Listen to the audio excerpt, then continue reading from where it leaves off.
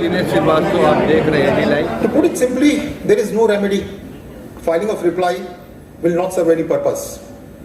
Filing of reply in such kind of situation will not serve any purpose. That show cause notice has to be challenged in writ petition, challenging the voice of section 16(2)(c).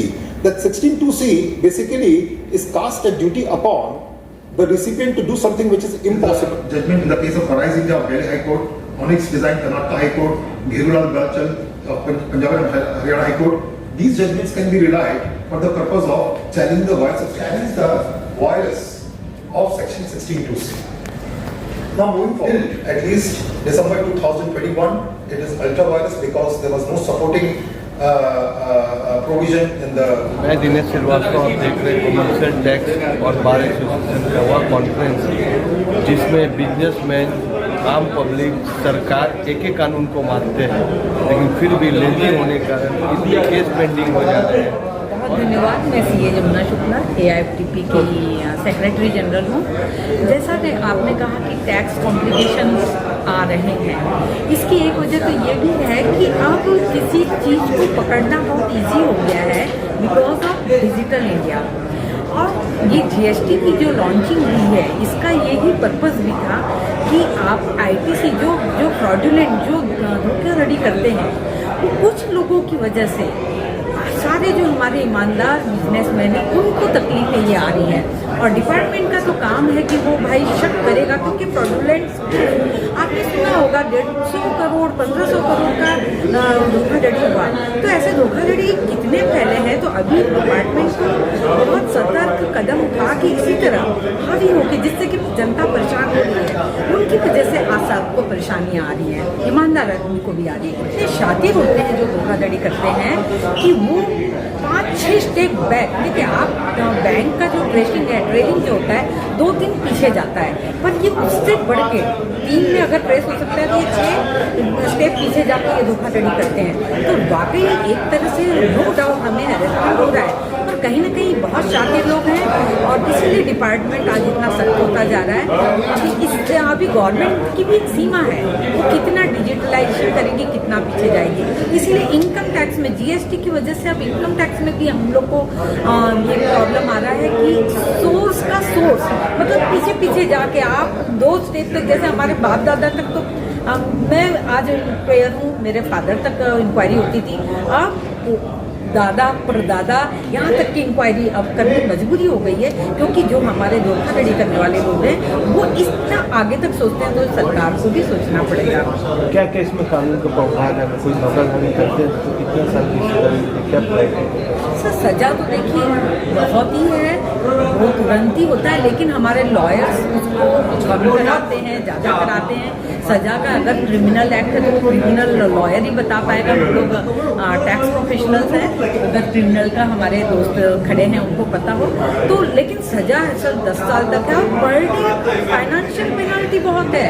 और income tax में तो जैसे GST में तो आपका जो tax rate है 18% है, 10% है, या उसका डबल पेनल्टी आएगा। लेकिन अगर आप डायरेक्ट टैक्स की बात करें, उसमें तो पूरा टर्नओवर का पेनल्टी लगता है। अगर आपका 1 करोड़ का सेल है तो 1 करोड़ तक की पेनल्टी लग सकती है, अगर वो फ्रॉडुलेंट टैक्स में कवर हो जाते हैं आप, तो वो और भी भयानक है।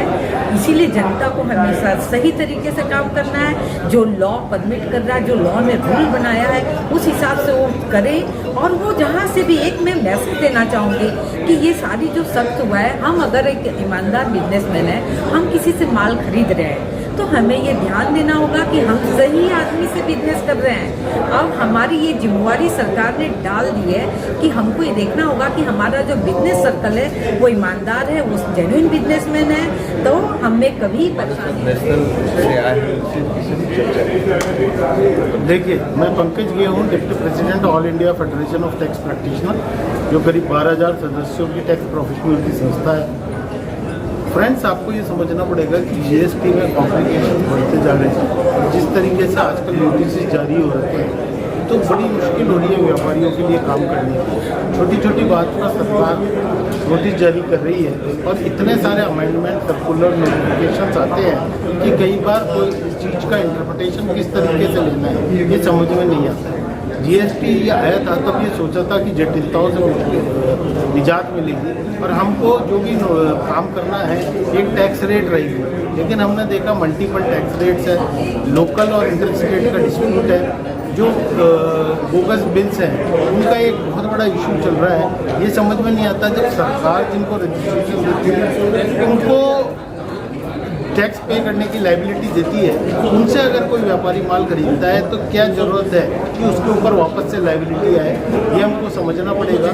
सरकार को हमारी टैक्स बार, कॉमर्शियल बार और साथ के साथ ट्रेड एंड इंडस्ट्री रिप्रेजेंटेशन दे रही है। आम आदमी के लिए भी ये समझना पड़ेगा कि उसको इनपुट टैक्स क्रेडिट का क्या बेनिफिट मिल सकता है या नहीं मिल सकता, और जीएसटी उसके लिए कितना लाभकारी है या नहीं लाभकारी है। अगर इसी तरीके से नोटिस होते रहे तो कई लोग ये मानेंगे कि इनपुट टैक्स क्रेडिट भी एक कॉस्ट है और माल की कीमतें बढ़ने लगेंगी और इसका सीधा असर आम आदमी पर सर, सुप्रीम कोर्ट ने जीएसटी पर बहुत बड़ा डिसीजन दिया है, तो ऐसा नहीं कर सकते। बिल्कुल, सुप्रीम कोर्ट का जो डिसीजन है और उसके बाद अभी 3 रोज पहले central board of indirect taxes ने एक सर्कुलर भी निकाला है कि अगर आपके यहाँ कोई सर्वे होता है, कोई भी सर्च होती है, तो उसी दिन जो प्रेशर किया जाता है कि टैक्स जमा कराओ, और DRC 03 जो एक फॉर्म होता है उसमें वॉलंटरी टैक्स जमा कराने का दिया जाता है, वो नहीं कर सकते।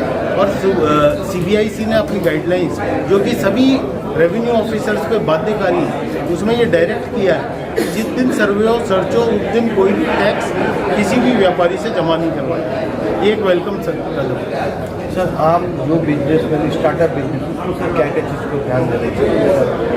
आम व्यापारी को ये ध्यान रखना चाहिए कि उसको थ्रेशोल्ड हो जाए तो उसको रजिस्ट्रेशन कराना चाहिए, इनपुट टैक्स क्रेडिट लेना चाहिए, माल जिससे खरीद रहा है अब उसको सावधानी बरतनी चाहिए कि जानकार व्यापारी से माल खरीदे, सस्ते के चक्कर में कोई भी माल ऐसी जगह से नहीं खरीद ले कि वो व्यापारी इनपुट टैक्स क्रेडिट ले चुका है और इसको खरीदार व्यापारी की लायबिलिटी आ जाए। जहाँ तक हो अपने जानकार व्यापारियों से माल खरीदा जाए, समय पे रिटर्न फाइल करे और इनपुट टैक्स क्रेडिट जो GSTR 2A है उसमें आता है उसको चेक करें, और अगर उसमें वो क्रेडिट नहीं आ रहा है तो इमीडिएटली खरीदार व्यापारी को नोटिस या पत्र लिखकर मालूम। इतनी अच्छी बात सर ने कहा कि आप कहीं से भी माल खरीद रहे हो, व्यापारी का डिटेल आपको जानना बहुत ज़रूरी है। अगर किसी कारण से वह टैक्स अगर नहीं देता है, किसी कारण से डिफॉल्टर होता है, तो आपको भी नोटिस आएगा और इसी सिलसिला में आप फंसते चले जाएंगे और नोटिस और कोर्ट का आपको चक्कर लगाना पड़ेगा। इसीलिए सावधानी पूर्वक आप किससे माल खरीद रहे हैं उनका डिटेल भी आपको जानना बहुत ही जरूरी है।